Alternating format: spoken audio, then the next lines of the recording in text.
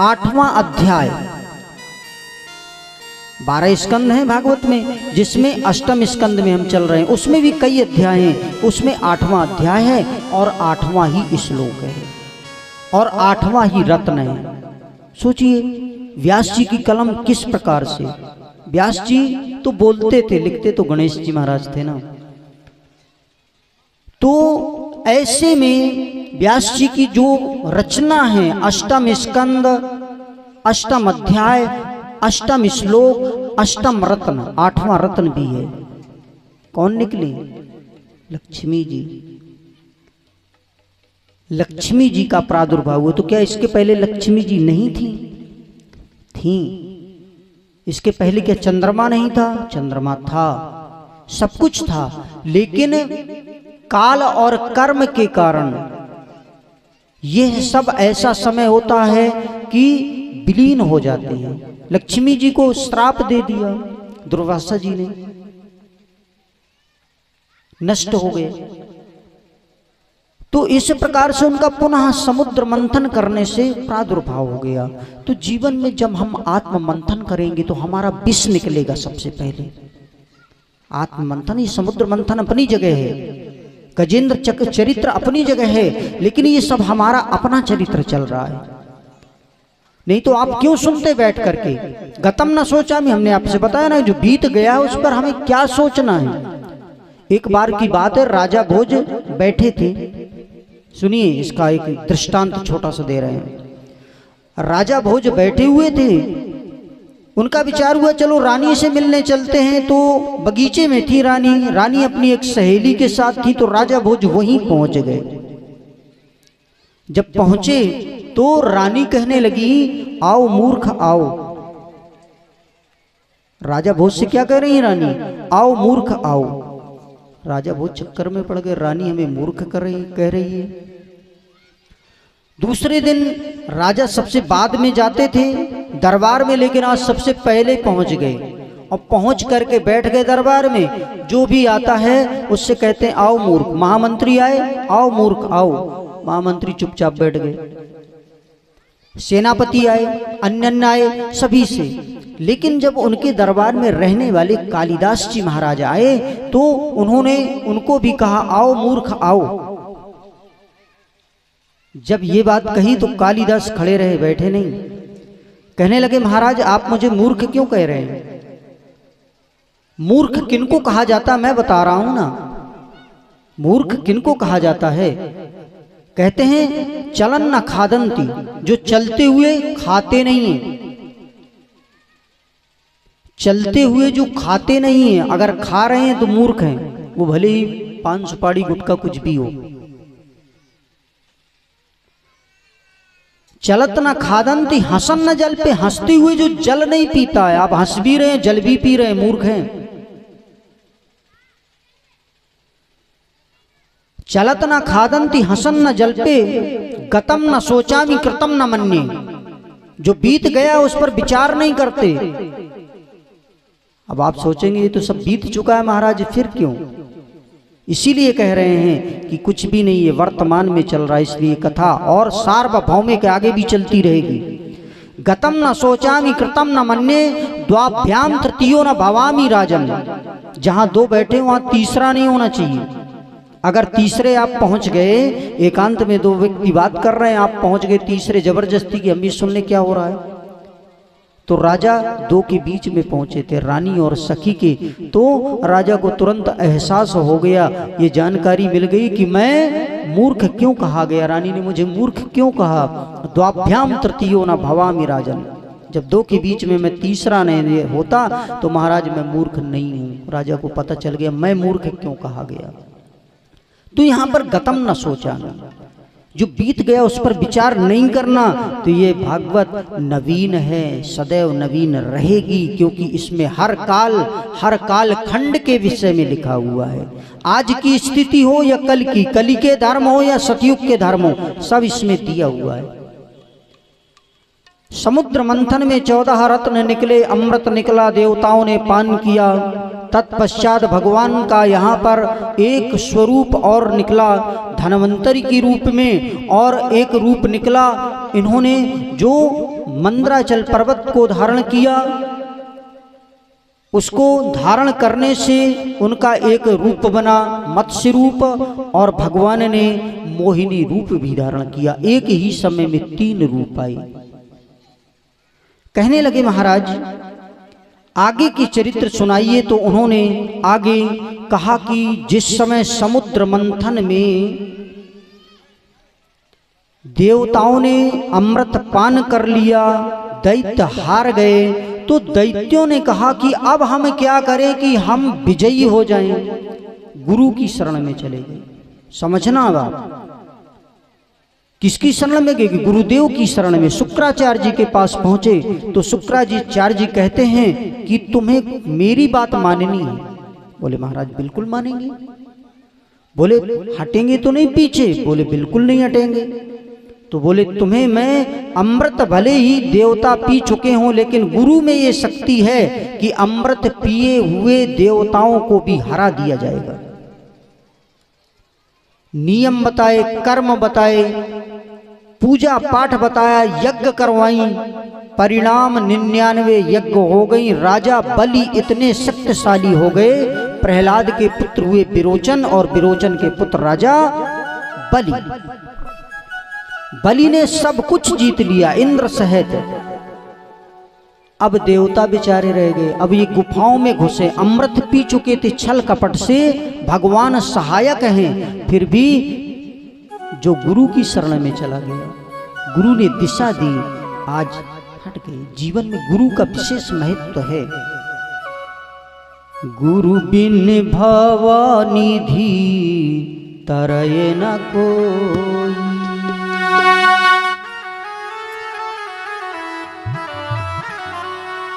जो बिरंच शंकर सम होई। गुरु के बिना इस जीवन में कोई कल्याण ही नहीं है। भगवान शिव मैया पार्वती को जब कथा सुनाने के लिए बैठे तो कहने लगे पार्वती तुम्हें गुरु के द्वारा ज्ञान प्राप्त है या नहीं? बोले नहीं। तो बोले पहले गुरु बनाओ तो अब अधिकारी बनोगी, तो किसको बना ले? दैयोग से उसी समय नारद जी आ गए तो बोले आप ही हमारे गुरु बन जाइए। सो नारद जी को गुरु बना लिया। अब गुरु में कोई अपराध नहीं देखा जाता है। कथा सुनानी थी, शंकर जी सुनाने लगे, लेकिन जब चरित्र आया नारद जी का, और नारद जी के कारण भगवान को अवतार लेना पड़ा, रामावतार। नारद श्राप दीन एक बार नारद जी के श्राप के कारण भगवान को जन्म लेना पड़ा। तो कहने लगी पार्वती मैया कि भगवान ने ऐसा क्या अपराध कर दिया। ये नहीं कहा कि मेरे गुरु ने। नारद जी ने माया में फंस गए। जप तप कछु न होय तिहि काला, हा विधि मिले कवन विधि वाला। तो कहते हैं पार्वती मैया कि नारद जी ने ऐसा, भगवान ने कौन सा अपराध कर दिया जिसके कारण नारद जी को श्राप देना पड़ा। का अपराध रमापति कीन्हा, क्या अपराध कर दिया? तो अपने गुरु पर अपराध भी नहीं देखना है। तो गुरु बिन भवनिधि तरय न कोई, जो विरंच शंकर सम होई। गुरुदेव का आदेश मान करके दैत्यों ने जब कर्म किए तो श्री राधे आज देवता हार चुके हैं। अब देवता सोचते हैं भगवान ने तो हमें अमृत पिला दिया था, हम विजयी हो गए थे, गुरु कृपा इन्हें प्राप्त हो गई, तो अब हम क्या करें? तो सोचा कि क्यों ना हम माता पिता की शरण में जाएं। समझिएगा, एक तरफ भगवान, लेकिन भगवान के द्वारा अमृत पिलाए गए देवता भी हार गए। किससे हारे? जिन्होंने गुरु की कृपा प्राप्त कर ली। अब जब गुरु कृपा प्राप्त हो गई तो फिर वो तो हार गए हैं देवता, क्या करना चाहिए? तो बोले माता पिता की शरण में जाएं। तो अपने पिता और माता अदिति और कश्यप मुनि के यहां पहुंच गए। कश्यप मुनि से कहने लगे, हे पिताश्री। माता से कहा कि मैया बड़ा दुख है। मैया ने पिता से कहा कि मेरे बेटे बड़े दुखी हैं। तो कहने लगे कि अगर बेटों को सुखी करना है तो फिर एक काम करो। बोले क्या करें? बोले तुम पूजा करो पुत्रों के निमित्त, एक पुत्र और तुम प्राप्त करो। जब ये कहा गया तो कहने लगे, स्वामी किस प्रकार से? तो उन्होंने बताया कि तुम जब फागुन की अमावस्या आ जाए, उस समय फाल्गुन समुष्यायाम, उस समय तुम्हें क्या करना है? द्वादशाहम पयोव्रता, 12 दिन तक दूध पी करके रहना। समझिएगा, ये भागवत में एक ऐसा पुत्र योग है जो मैया अदिति रही और स्वयं भगवान को आना पड़ा इस व्रत के प्रभाव से। विधि बताई, मैया ने उस व्रत को किया, परिणाम स्वरूप स्वयं भगवान का आगमन हो गया। इस प्रकार से राजा बलि के यहाँ भगवान ने जाकर के यज्ञ में जो दान दे रहे हैं राजा बलि, गुरुदेव ने मना किया लेकिन नहीं माने, दान दे रहे हैं। स्वयं भगवान आए। बड़ा ही सुंदर चरित्र है, बड़े ही संक्षेप में, क्योंकि आज भगवान का, कन्हैया का प्रादुर्भाव।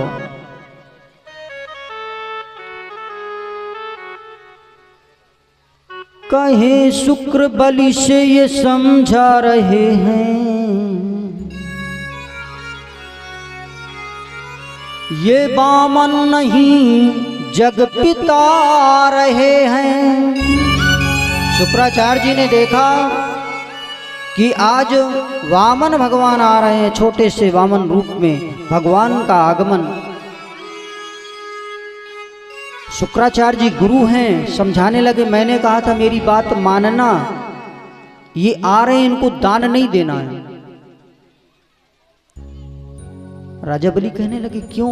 बोले भगवान है, छलने के लिए आ रहे हैं। ये रखते छल कपट तुमसे हमेशा, ये छल कपट रखते हैं आपसे, रखो सावधानी, ये समझा रहे हैं। हम कह रहे हैं कि सावधान रहना, लेकिन राजा बलि कहते हैं कि प्रभु जब आ ही रहे हैं तो भगवान आ रहे हैं तो क्यों ना दान दूं। कहा गया लेकिन वो नहीं मानते हैं। गुरुदेव कहते हैं, कहते नहीं गुरुवर मैं दान दूंगा। संकल्प का जब समय आया, क्योंकि भगवान आए, बिठा लिया उनको विधिवत और कहते हैं महाराज मांगिए। बोले संकल्प करिए तब हम दान मांगेंगे। संकल्प में शुक्राचार्य जी ने अड़चन डाली, भगवान ने उनका एक नेत्र साफ कर दिया। क्यों? इसलिए कि भाई आप दोनों गुरु हैं, आप एक दृष्टि से देखिए, देवताओं को कम और दैत्यों को ज्यादा बराबर करिए ना, इसलिए एक जैसा देखिए, ऐसा नहीं कि नेत्र फोड़ दिया हो, एक जैसा देखिए। यह शुक्राचार्य जी महाराज को कहा गया। शुक्राचार्य जी एक तरफ हट गए और राजा बलि से कहा आप संकल्प लीजिए। संकल्प लिया और संकल्प लेकर के जब प्रभु से कहा कि अब आप मांगिए, तो कहते हैं 3 पग, मुझे मात्र 3 पद भूमि चाहिए, अधिक नहीं। माम वाचो भी समाराध्य, अगर मुझे चाहिए तो मात्र 3 पग भूमि। बोले महाराज इसका क्या करेंगे 3 पग भूमि का? 3 पग धरनी की बस रख दी समस्या है, मात्र 3 पग भूमि की समस्या है मेरी, वो आप दे दीजिए दान में। बोले क्या करेंगे इसका? 3 पग में क्या होगा, ज्यादा मांगिए ना। 3 पग धरनी की बस रख दी समस्या है कुटिया के वास्ते करनी तपस्या है।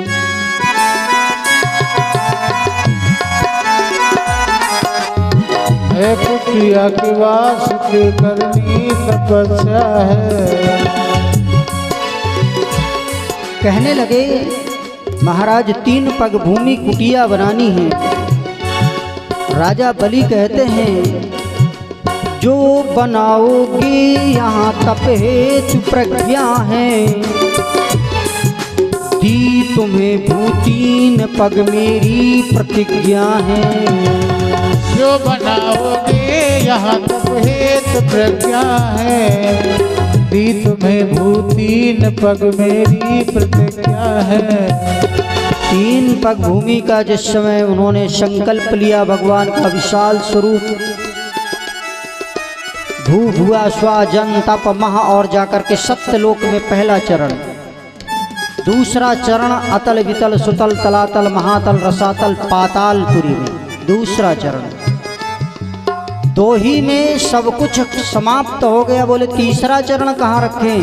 तो राजा बलि कहते हैं आप मेरे ऊपर रख दें, क्योंकि ये वस्तुएं सब मेरी थी, अभी मैं तो शेष हूं ना। भगवान ने रखा तो आधे चरण में राजा बलि भी नप गए, आधा चरण शेष रह गया। जब प्रतिज्ञा पूरी नहीं हुई तो कहा आपको नरक में जाना पड़ेगा। भगवान ने बांध लिया और राजा बलि को बंधन में करके नरक में ले जाने लगे। जब ले जाने लगे तो प्रहलाद जी आ गए। प्रभु आपने कहा तो कि मेरी 21 पीढ़ियां नरक में नहीं जाएंगी, ये तो मेरा नाती है, पौत्र है, इसे छोड़िए ना। जब ये कहा तो भगवान कहते इसे अहंकार था दान का, दूसरे की धन पर अनाधिकार चेष्टा, इसलिए इसको ये दंड मिला है। भगवान ने छोड़ दिया, कहा बलि वरदान मांगो। वो कहता महाराज क्या मांगे? आप ही हमसे मांगने आए थे, अब आप कह रहे हैं मांगो। मैं आपसे कुछ नहीं, बोले नहीं कुछ तो मांगिए। तो बोले प्रभु अगर देना है तो जहां मैं मेरा मुख्य दरवाजा है वहां आप जब भी मैं निकलूं दर्शन दे, ये वरदान मांगा। भगवान वही बंधन में बंध गए, जो स्वयं भक्त को बांधने वाले थे भगवान ही बंधन में बंध गए, वहीं पर रह गए। लक्ष्मी जी परेशान है, आने रे भगवान। तब बहन बनकर के पहुंची राजा बलि के यहाँ, राखी बांधी और बदले में भगवान को मांगा। एन बद्धो बलि राजा दानवेंद्रो महाबला। इस प्रकार से बहन बनकर के अपने पति को लेकर के आई। फिर भी राजा बलि कहते हैं महाराज पूरा तो नहीं दे सकते, हाँ ये अलग बात है कि 4 महीने के लिए आपको रख लें। तो राजा बलि के यहाँ 4 महीने ब्रह्मा जी, 4 महीने भगवान शिव और 4 महीने भगवान विष्णु आज भी पहरा देते हैं। सोचिए ये है भक्ति। बोले वृंदावन बिहारी लाल की। चलिए 2 मिनट के लिए संकीर्तन। पुनः अब आप श्रवण करेंगे राम जन्म और राम जन्म के पश्चात कृष्ण जन्म। तो श्री राधे राम जन्म रामलीला तो आप देखते रहते हैं ना, सब पता होगा, लेकिन राम जी के चरित्रों के रहस्य ही बड़े विचित्र है। इसके पहले इसकी पिछली जो कथा हमारी हुई थी वो राम कथा हुई थी। राम कथा कहाँ पर? बेत्रवती के समीप रिरुआ ग्राम में।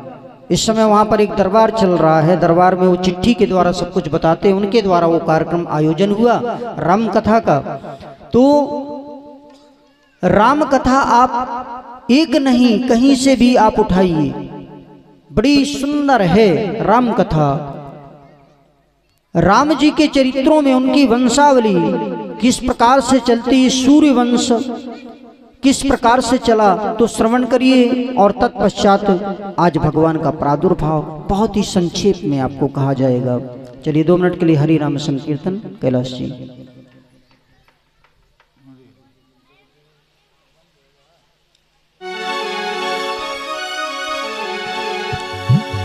श्याम चरणों में जीवन बिताऊं, श्याम चरणों में जीवन बिताऊं, राधा राधा सदा नाम गाऊं, राधा राधा सदा नाम गाऊं।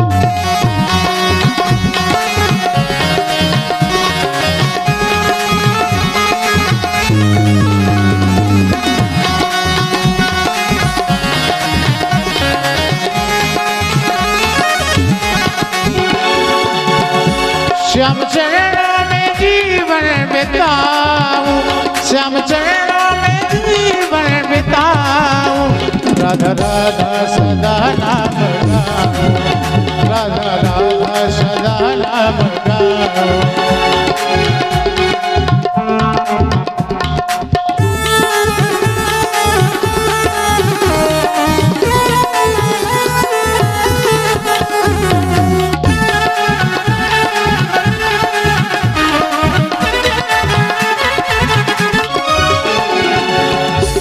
बाके सुंदर ये मानो कतन, आओ कर ले प्रभु का भजन। बाके सुंदर ये मानो कतन, आओ कर ले प्रभु का भजन। छूट जाए ये आवागमन, हर घड़ी जप ले राधा रमण। छूट जाए ये आवागमन, राधा रमण। तेरी चौखट पे जीवन बिताऊं, तेरी चौखट पे जीवन बिताऊं। राधा राधा सदा नाम गाऊं, राधा राधा सदा नाम गाऊं।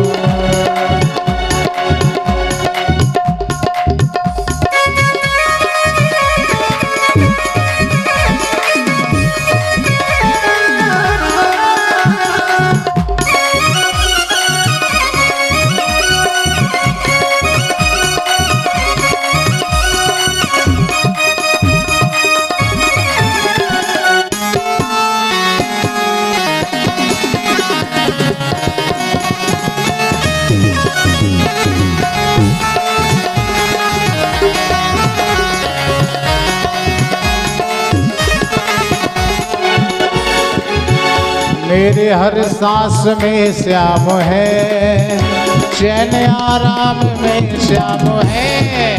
मेरे हर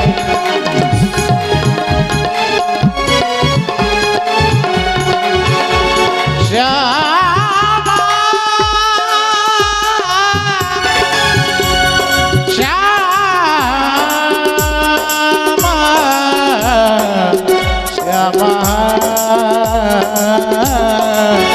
मेरी हर सांस में श्याम है, चैन आराम में श्याम है।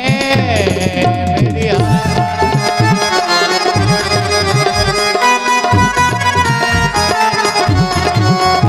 श्याम चरणों में जीवन बिताऊं, श्याम चरणों में जीवन बिताऊं। राधा राधा सदा नाम गाऊं, राधा राधा सदा नाम गाऊं, सदा नाम गाऊं। हरे रामा राम राम हरे हरे, हरे कृष्णा कृष्णा कृष्णा हरे हरे। आइए सभी लोग तालियों की सेवा करते हुए गाइए। हरे रामा राम राम हरे हरे, हरे कृष्णा कृष्णा कृष्णा हरे हरे, हरे कृष्णा कृष्णा कृष्णा हरे हरे। हरे रामा राम राम हरे हरे, हरे रामा राम राम हरे हरे। हरे रामा राम राम हरे हरे, हरे कृष्णा कृष्णा जय हो। हरे हरे, हरे कृष्णा हरे कृष्णा हरे हरे, हरे